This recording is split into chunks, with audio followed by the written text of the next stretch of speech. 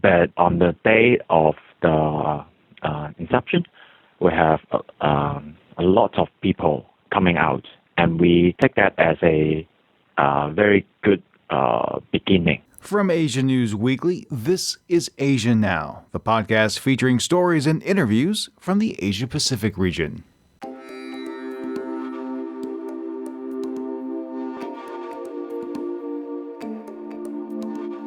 The protests in Hong Kong have taken center stage these past 2 months. What's it like to have been there, and what's in store for its future? It's one conversation taking place in Asia now.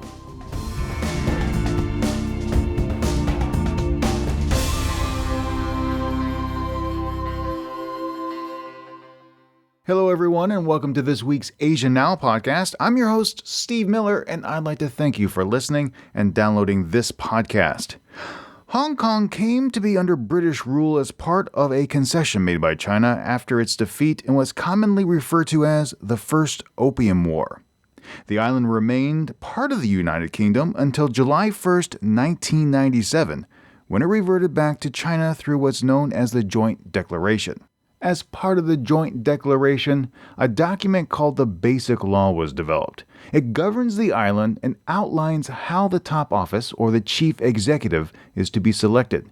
Specifically, we're talking about Article number 45, which reads, "The chief executive of the Hong Kong Special Administrative Region shall be selected by election or through consultations held locally and be appointed by the Central People's Government. The method for selecting the chief executive shall be specified in the light of the actual situation in the Hong Kong Special Administrative Region and in accordance with the principle of gradual and orderly progress. The ultimate aim is the selection of the chief executive by universal suffrage, upon nomination by a broadly representative nominating committee in accordance with democratic procedures." It's the interpretation of the term universal suffrage that has led us to the protest that we see now. At its core, universal suffrage simply means the right to vote, something Beijing says it's granting under its plan for 2017. Protesters object to the pre-selection of candidates by a centralized committee and feel the intention of the article refers to completely open nominations and subsequent voting. December 2nd, I spoke with Bruce Loy, a senior lecturer at Hong Kong Baptist University's School of Communication. We discussed the pro-democracy movement, and I began our conversation by asking him to describe the mood of the protests from its inception through the recent crackdowns in the streets. Yeah, in the very beginning, I think it is out of a lot of Hong Kong people expectation that we have such a mass movement, that we all come together and have such a huge crowd gather on the street. We didn't sort of occupy the main road in the very beginning, and a lot of people just think whether they will just sit in the somewhere near the government headquarters, or in the very preliminary plan as somewhere that is set as a special area for people for Sunday resting. Yeah, outside the Charter Road. But on the day of the inception, we have a lot of people coming out, and we take that as a very good beginning, and think that it may create a huge pressure to Hong Kong government as well as Beijing. But later on, even we see we can occupy more and more area on the street. But we don't see any compromise from the government. And also we see more and more straight the stance of the Beijing government, even though there one-time meeting between the students and the government. But other than that, all the signals from Beijing is unchanged. And even they just give a message to Hong Kong people that Beijing can tolerate such occupy even for a longer time. And then when we see there is nothing really progress, some of the people really want to get some concrete promises from the government, but there is no answer for that. In that point, many Hong Kong people think that whether we still have to occupy on the street or we have to move on to spread the message to fight for democracy through the community in a very long run. And in the clearance this few days, especially yesterday, we see that the government has accumulated quite a number of support to clear the streets. And after we see how the policeman is dedicated to clear the streets, many people now they think it is time to withdraw from the occupied zone, as the court order will be issued and then carried out soon. Some surveys have indicated that more than 80% of Hong Kong residents want protesters to clear the streets. Is that an accurate representation of those not protesting? Yeah, I think, we have all kinds of surveys. The one you quote, about 80% of the people think that the occupiers, the protesters on the street should withdraw soon. It is just a very general question.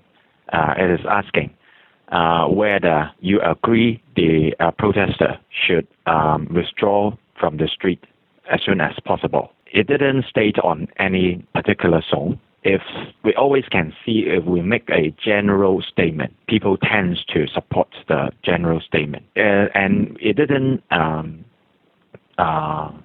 describe the degree of withdrawal, whether it is a fully withdrawal without any people on the street or just partly withdrawal.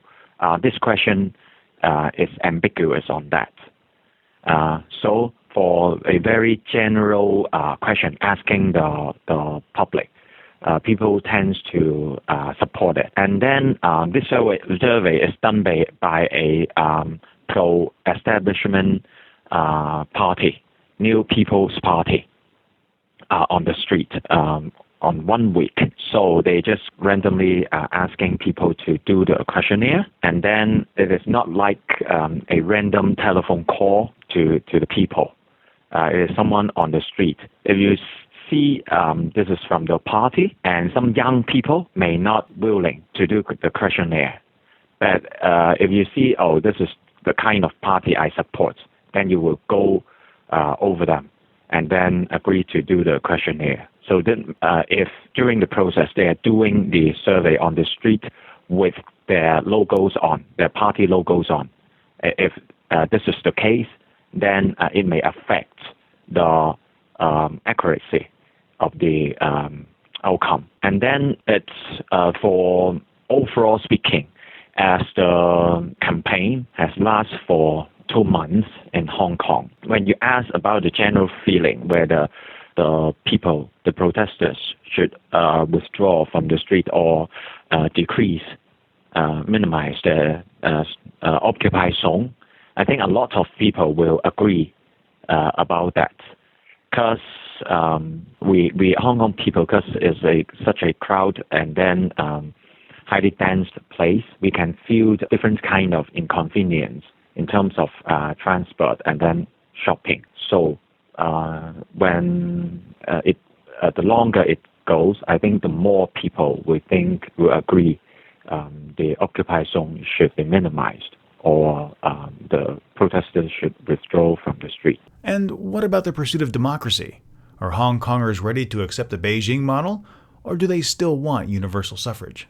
I think the basic stance of Hong Kong people is still the same. We really want a real democracy, and then once the democracy and universal suffrage to be done on with the consensus of Hong Kong people rather than on the Beijing model. Even we can have a way out from the Occupy campaign, but and a lot of disagreement about the weight of doing the campaign or the weight of dealing with Hong Kong government. But the basic principles of fighting for a real democracy, it is quite rooted in Hong Kong people's heart. And we take it as a longer term now, because for a lot of signals from Beijing and Hong Kong government, it seems that they won't really have any amendment on the decision made by the National People Congress. There are some voices, some balloons from the government now. One of the a government source I have is whether they're thinking whether they will put behind the consultation, the second phase consultation, and to put the 2017 chief executive election behind. And then we start to discuss it all over again. I've heard of one of the balloon released by the one of the government source, but they just want to test whether it is feasible or not.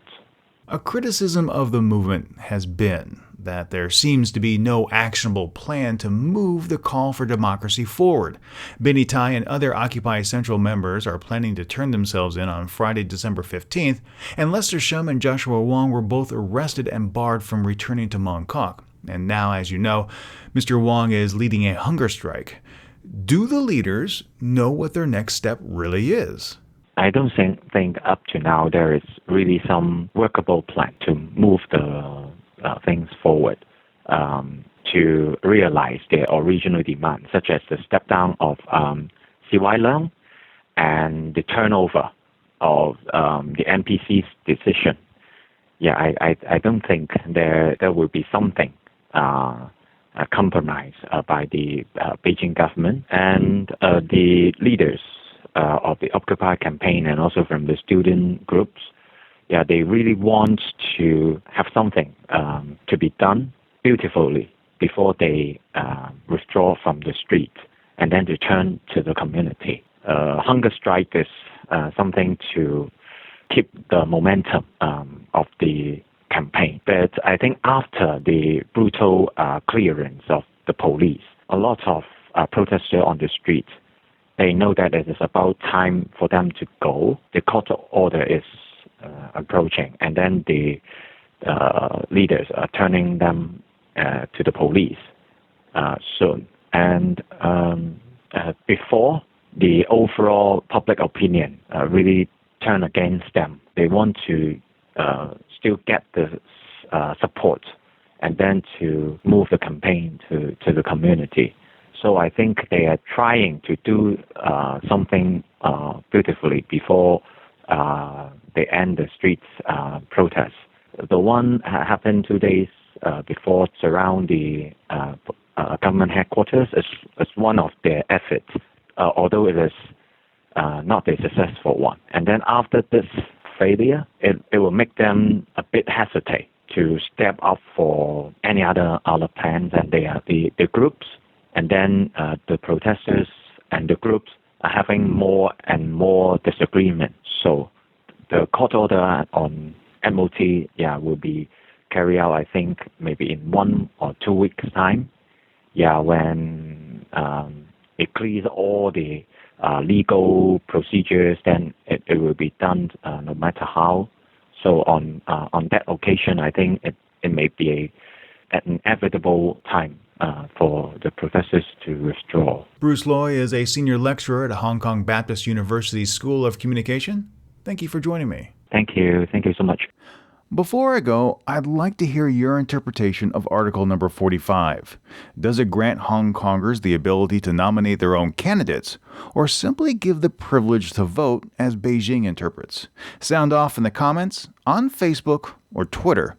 If you haven't found us on social media, those addresses are facebook.com/Asia News Weekly or @Asia News Weekly on Twitter. You can even send an email to us if you'd like with your questions, your feedback, or even your audio comments. Just drop a line to podcast@asianewsweekly.net. And if you truly enjoyed this podcast, I hope you'll do me a favor and share it with your friends.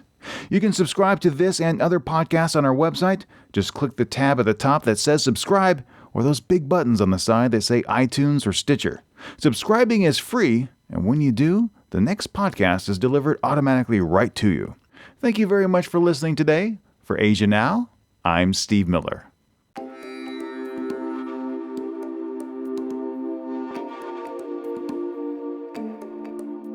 Asia Now is licensed under a Creative Commons Attribution Non-Commercial No Derivatives 4.0 international license.